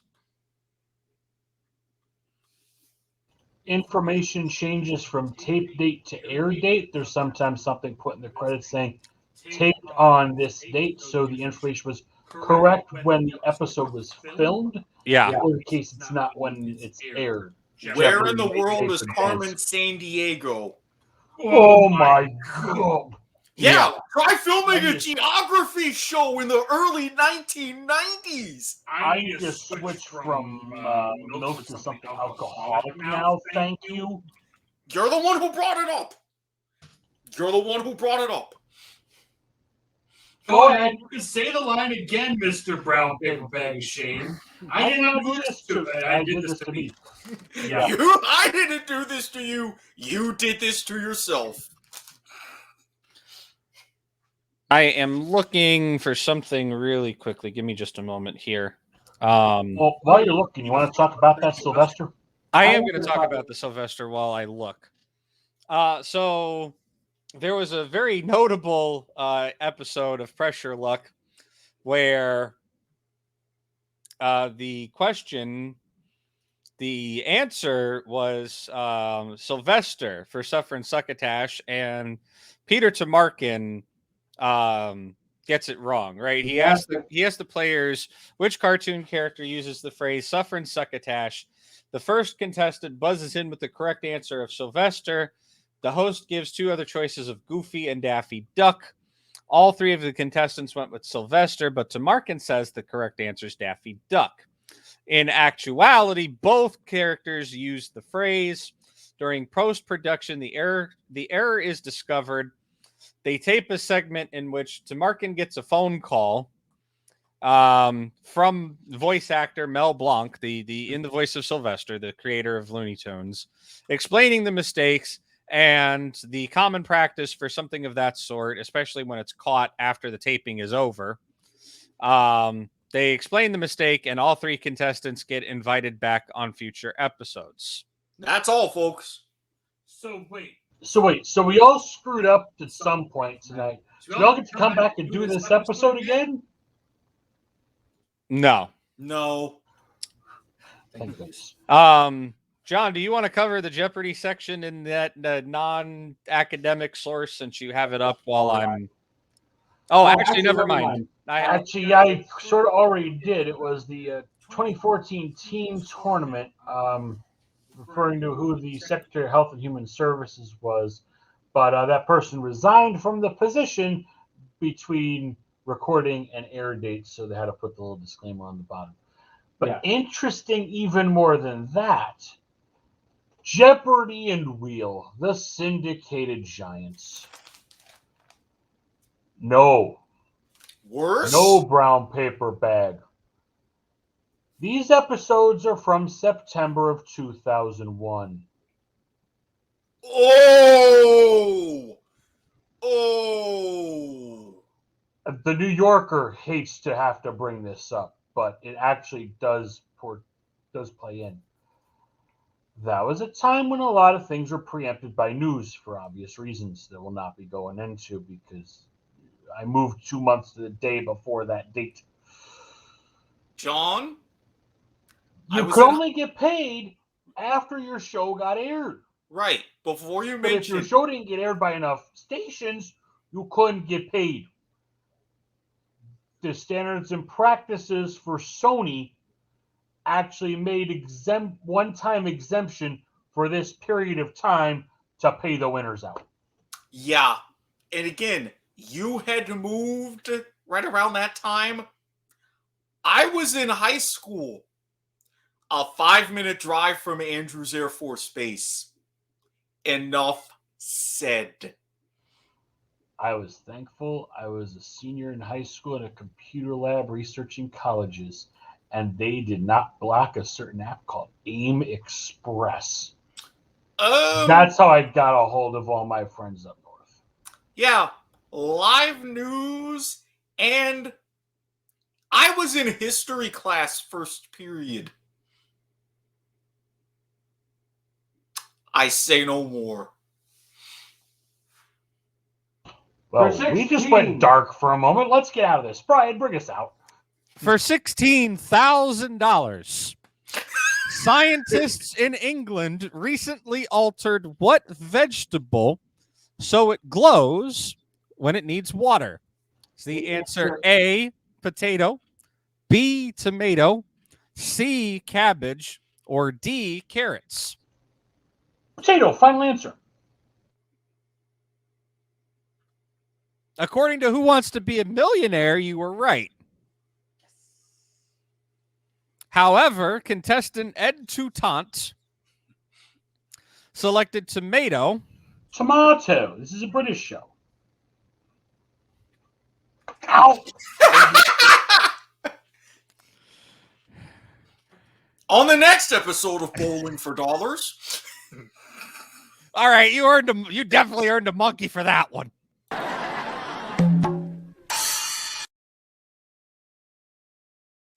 Yes. So Toutant selected tomato. The show said it was potato. We're not trying to rhyme intentionally here, but it was later found out that the answer was flawed after further research from Mark Knight, a professor at Oxford University's Department of Plant Sciences, not scientists. That is our own standards and practices correction. No? Okay. Well, I mean, the glowing potato. Look, I'm not even going to try to fight it. I'm just going to keep we're not going. Wink Martindale on Tic-Tac-Toe, okay? We didn't have to put it into post-production. No way, no monkey. There was a glowing potato that was in fact developed in Scotland, but Knight had developed a glowing tomato in England. So Toutant's answer of tomato was actually correct. Here's the kicker, right? This was during the Drought of Champions, formerly being referred to as the Skins game by Millionaire, where they were adding, I believe it was $10,000 a week. $10,000 every episode. That nobody won the jackpot. Yeah. At the time the Toutant was on the air, there was an $860,000 progressive jackpot in use at the time. He was allowed to come. He was invited back, and he was allowed to play for the $1,860,000 grand prize.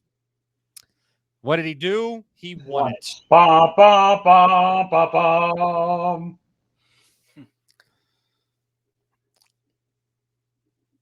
That is one of the biggest standards and practices things that's hit Millionaire outside of Major Fraud. Now, my question is this. When it comes to issues of standards and practices and payouts, how are taxes handled? Normally, if everything is only up and up, that is the contestant's responsibility.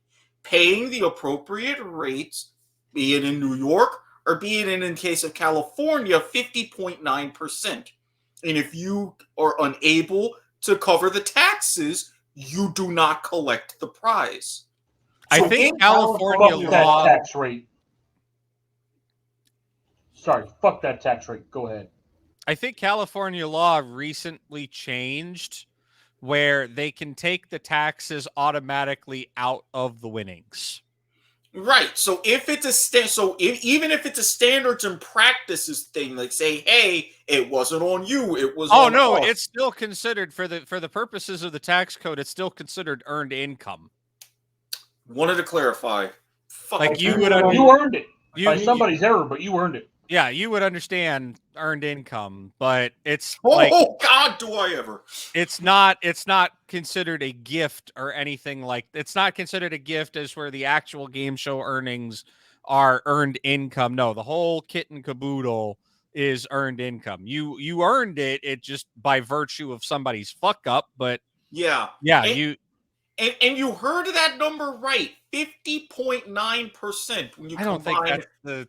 Gone down. No, when the tax rate is too damn high. When you combine federal and state tax rates, 50.9%.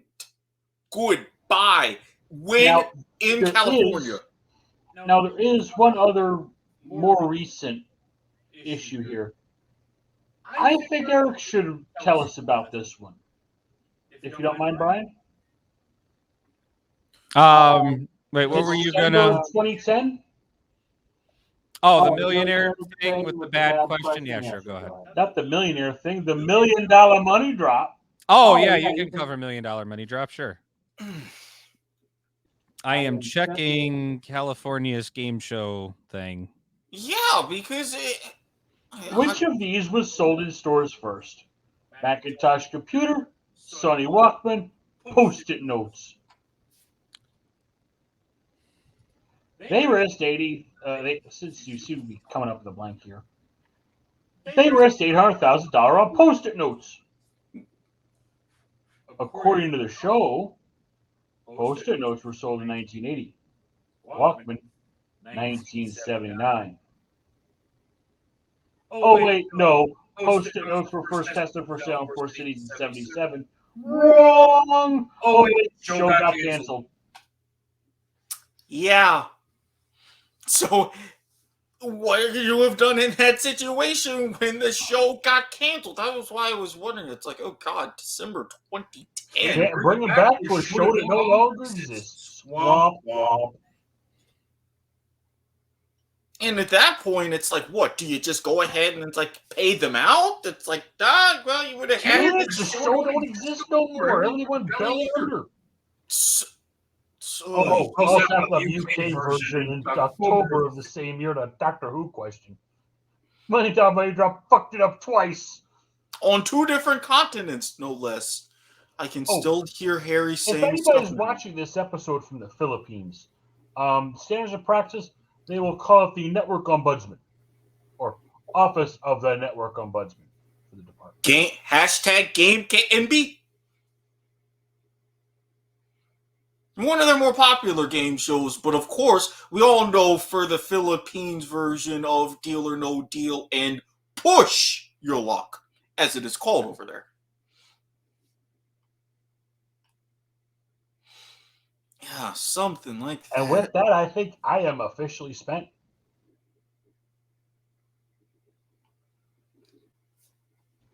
So you are a somewhat of an expert on taxes. Mm-hmm.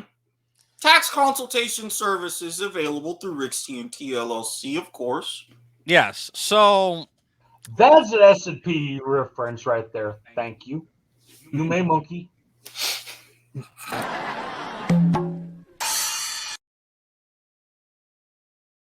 That's not really monkey worthy, more so an actual disclosure thing. Closest we got.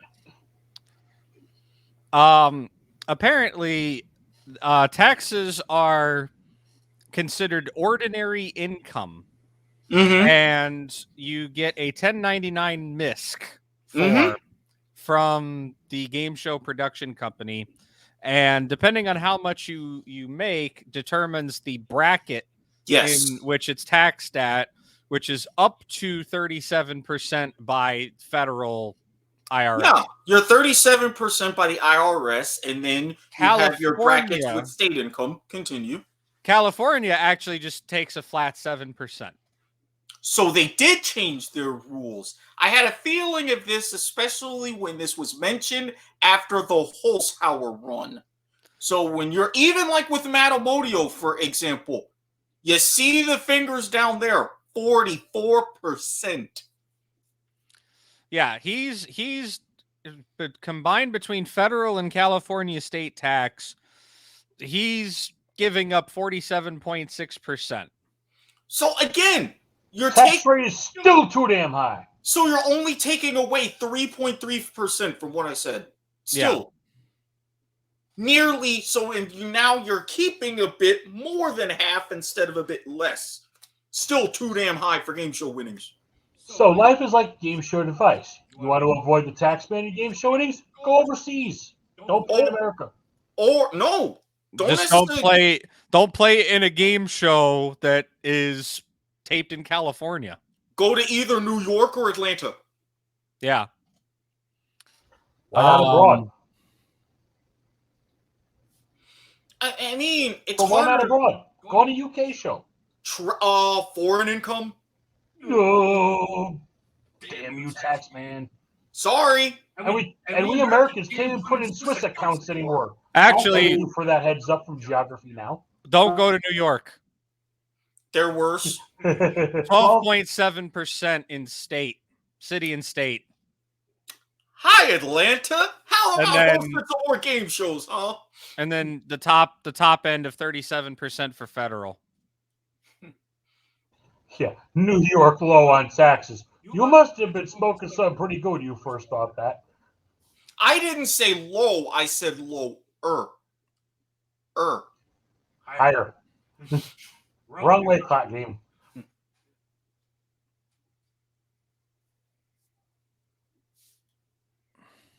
But once again, I think we've dived as deep as we can go. We've hit rock bottom. Yeah. No, not to mention the fact, I mean, me being an expert on things being tighter than standards and practices on some shows, I think we've loosened it up just enough.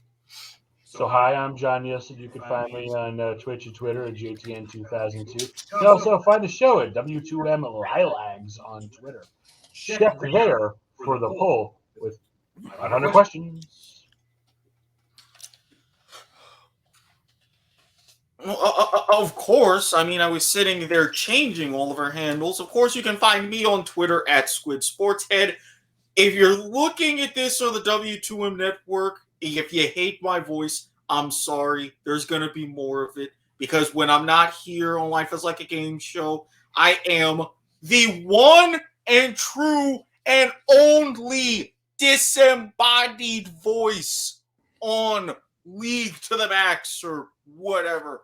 With my co-host here, Brian Espinosa, the Andesian. And when I'm not on either of those shows, I'm on the Kickoff, I'm on Soccer to the Max. And if you want to hear something that's not me, we have a plethora of programs here at the W2M Network, Rattlets and Broadcasting. Yes, we are working on the Super Show. We got video games to the max, sports, entertainment, all that kind of stuff. We got you covered. On Twitter, at Squid Sportshead. You'll see me live tweeting a few different things. On Facebook, Eric Watkins, Guy, Wine, Recliner, come for Flame Wars, come for advice, whatever. And if you're looking for something extra spicy, slide into my DMs. Undergo a strict and thorough vetting process. And if you can prove undergoing somebody else's vetting process, you may get a little extra admission to other different areas. No, that's not full of spoilers and no, not at all. Fake things. No, not at all.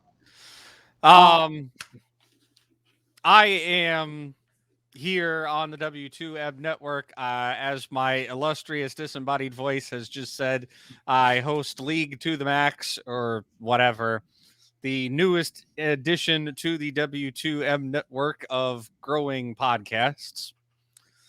I see somebody is attempting to throw a bottle at me or threaten throwing a bottle at me. I can also be found at Twitter at the Andesian if I have not said the word "at" enough times in that previous sentence. we will be on the air for League to the Max tomorrow with our continuing special coverage on the World's 2021 Championship. Tomorrow we are covering the overall history of the tournament, and specifically the finals portion of the tournament, as there will be the finals on Saturday. We will have a special tournament in review episode, more than likely on Sunday. Basic ass trophy name. And then from there, we'll be taking about a week or so off, and then we'll be doing a free agency day episode on my birthday coming up, the 16th of November, as free agency day is on the 15th. So that's where you can find me here on the network and online for the foreseeable future. You can also normally find our good friend who is not here with us this evening, Harry Broadhurst. He is on Twitter at Heb the Eagle. HEB the Eagle, not just Twitter. I mean Twitter, Grapple, Yahoo, whatever platforms. And AIM if it was still around. And for those of you out there, I may or may not be convincing him to rejoin the world of Snapchat. Progress is slow going. Stay tuned on that one. Look, at least I was decent enough to remember him and mention his socials, okay? You're welcome, Harry, if you're listening. So you can find him. Be sure to find him as well, or follow him around the network as well. He's on a whole bunch of shit here too. Well, yeah, sometimes he goes in on for some of the different wrestling shows, the Chair Shot Network, co-host here on the Kickoff. Unfortunately, however, Harry Broadhurst will not be seen tonight, so that we may bring you this feature presentation from the W2M Network. As always, you can find us at anywhere you choose to listen to your podcast needs. Viewer, you're not going to cut me off by listing off the list of like 12 people. You're both looking at me like you expect me to run through the list, and I'm not. It's just not going to happen. Sorry. You can find us on various podcast services such as Apple Pods, Google Pods, Stitcher, Spreaker, Podbean,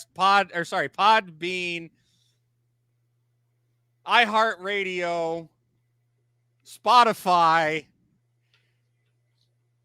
and Castbox. Did I do it? Did I finally get them all? Did I finally get them all, viewer? Let me see. You mentioned Stitcher, Spreaker, Podbean, Castbox, Overcast, which you missed. I only missed Overcast. Okay. iHeartRadio, Apple Pods, Google Pods. Yeah, I think you covered the basics. We're not going to do that gimmick. Besides, he mentioned Spotify. Oriented people. Got Facebook. You got the various Twitters. You got Twitch. You got YouTube. I think I'm missing one. Nope. That's it. That's it. Facebook. That's how you do it. You take the easy way out. Yeah, Facebook.com/W2M Network, Twitch.tv/W2M Net, YouTube.com/W2M Network. We're back from the ban. They could not take us down, despite Radulich's best efforts, but we ain't even talking about that right now. Twitter.com/W2M Network. More on Radulich when he does his show. Again, he's got plans, but I will slightly Okay, hi. We're well over 2 hours now. We're going to wrap it up. Keep your banter spayed and neutered. Life is like a game show. This has been a presentation of the W2M Network online at the W2M Network and W2Mnet.com. Is that right? Is that the website link? Mm-hmm. Hey, I got that right. I was thinking W2M Network for some reason, but I'm pretty sure it's just W2Mnet.com. Thank you for listening, folks. We know it's been a little bit of a longer episode this evening. Look for our Twitter poll coming up within the next day or two. We will have the options for next week's deep dive. We'll try to pick some lighter, fair topics for you. Polls close Tuesdays. No, they close Thursdays at noon. Oh, we close them Tuesday. Wednesday. They we close figure out what we're gonna- Thursdays at noon. We should close them Tuesday so we have Wednesday to figure out what the hell we're going to talk about. We will close them Wednesday evenings. That way we cover throughout the day or throughout the night on Wednesday and all day Thursday. He's the boss. Can't argue that. There you go. On behalf of Harry Broadhurst, who was not seen tonight, we want to thank you for listening. And life truly is like a game show. Good night, everybody.